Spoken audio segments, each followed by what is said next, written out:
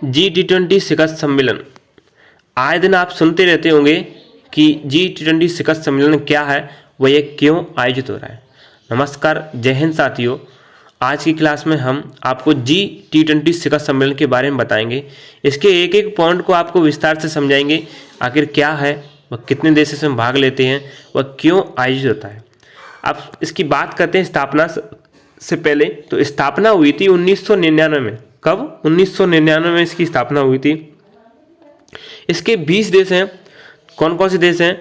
Bharat, America, चीन, रूस, Brazil, Canada, Argentina, Australia, France, Germany, Indonesia, Italy, Japan, Mexico, Korea गणराज्य, Saudi अरब, दक्षिण Africa, तुर्की, UK एवं यूरोपीय संघ शामिल है इसमें।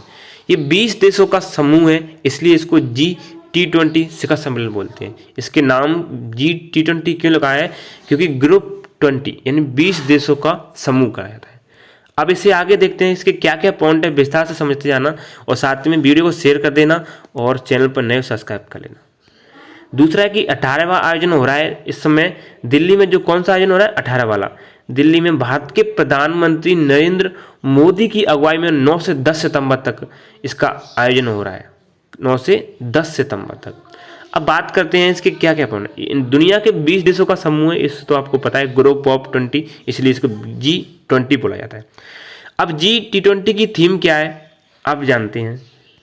G20 की थीम है, G20 की कलना इंग्लिश में लगे, वसुदेव कुटुंबकम, एक पृथ्वी या एक परिवार या एक भविष्य।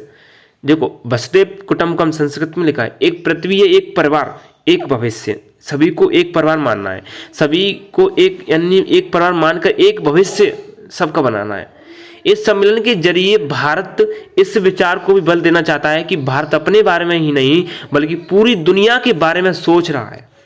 देखो, इस सम्मेलन का आयोजन भारत में हो रहा है, दिल्ली में हो रहा है, तो भारत अपने विचार पूर्ण रूप से रखेगा कि भारत ऐसा देश नहीं है जो अपने बारे में सोचे, वो संपूर्ण कल्याण यानी संपूर्ण विश्व के लिए सोचता है, यानी पूरे विश्व को सोचना है, यानी उसके बारे में सोचता है कि संपूर्ण विश्व का कल्याण हो, संपूर्ण विश्व का विकास हो। इस तरह से भारत अपने विचार रखेगा। अब इससे आगे देखते हैं कि क्या क्या पॉइंट और है। इन देशों को भी दिया न्योता। किन किन देशों को? मिस्र को, मॉरिशस को, Netherlands, Bangladesh, Nigeria, Oman, Singapore, Spain, संयुक्त अरब अमीरात को दिया गया। इन देशों को भी न्योता दिया गया था। अब बात करते हैं, अध्यक्ष का पद दिया जाएगा। अध्यक्ष के पद की बात करें तो ब्राजील के राष्ट्रपति लूला को दिया जाएगा अध्यक्ष का पद। वैसे ध्यान रखना कि क्योंकि हर एक साल के लिए ये आयोजन होता है, यानी एक साल तक इसका कोई मुख्यालय नहीं होता, तो उस साल के अंदर ही सोच लिया जाता है कि अगली बार अध्यक्ष का पद किसे दिया जाएगा। अब इससे आगे देखते हैं, मुख्य उद्देश्य की बात करें तो क्या है? आर्थिक समावेशी वैश्विक विकास विकसित करना, निवेश बढ़ाना, जलवायु परिवर्तन, सतत विकास या कुछ और मुद्दे होते हैं जो वैश्विक स्तर पर होते हैं, उनको भी ध्यान में रखा जाता है। पहला शिखर सम्मेलन की बात करें 14 से 15 नवंबर 2008 को वाशिंगटन अमेरिका में हुआ था पहला शिखर सम्मेलन। अब देखते हैं इसके आगे क्या क्या पॉइंट है। पहली बैठक की बात करें दिसंबर 1999 बर्लिन में हुई थी पहली बैठक। G20 सदस्य 5 भागों में विभाजित है। G20 सदस्य 5 भागों में विभाजित है। कौन कौन से? भारत, दक्षिण अफ्रीका, रूस, तुर्की और यूरोपीय संघ। ध्यान रखना इन सभी चीजों। देखो, एक एक पॉइंट मैंने विस्तार से रिसर्च करके ये आपको समझाए हैं। अब देखते हैं इसका मुख्यालय की बात करें नहीं होता है।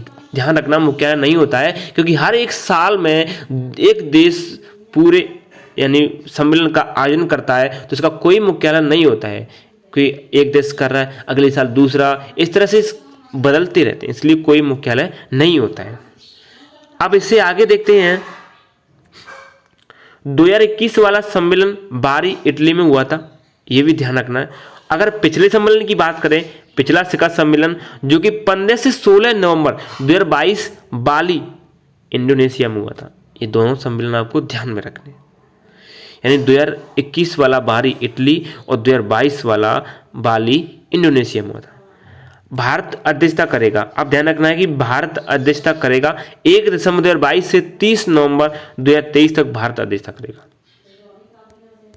अब इससे आगे देखते हैं कि इसमें 2 ट्रैक होते हैं, वित्त ट्रैक और शेरपा ट्रैक। इन दोनों ट्रैकों को मैं समझाता हूं, समझिए ये ट्रैक क्या होते हैं। शेरपा पक्ष की ओर से G20 की प्रक्रियाओं का समन्वय शेरपाओं द्वारा किया जाता है। यानी शेरपा पक्ष की ओर से शेरपा करेंगे G20 की प्रक्रिया, यानी क्या क्या मुद्दे हैं उनको। तो जो नेताओं का निजी प्रतिनिधित्व होते हैं, जो नेता होते हैं, उसको शेरपा पक्ष बोल सकते हैं आप।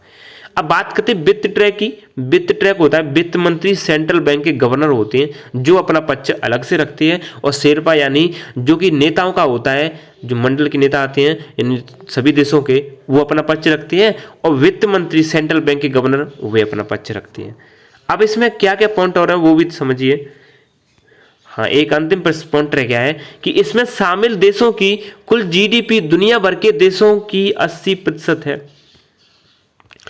समझिए क्या चीज़ है, यानी विश्व की जितनी भी जीडीपी है ना, ये देश, इतने देश शामिल हैं, इनकी जीडीपी 80%, बाकी सभी देशों की जीडीपी 20% शामिल कर सकते हैं। ये समझिए ना, 80% इन देशों की हो जाएगी, बाकी 20% बाकी अलग देशों की हो जाएगी, जितने भी देश हैं। तो ये मुख्य इंपोर्टेंट पॉइंट थे। अगर आपको नहीं समझ में आया तो मैं एक लाइन में इसको बोलूं कि 20 देशों का एक ऐसा समूह जो कि वैश्विक स्तर पर होने वाली यानी घटना या फिर परिवर्तन या विकास या फिर वैश्विक स्तर में सुधार, ये सारे पॉइंटों को एक ही यानी बैठक में यानी अपने विचारों के द्वारा रखते हैं, तो उसको ही एक G20 शिखर सम्मेलन कहा जाता है।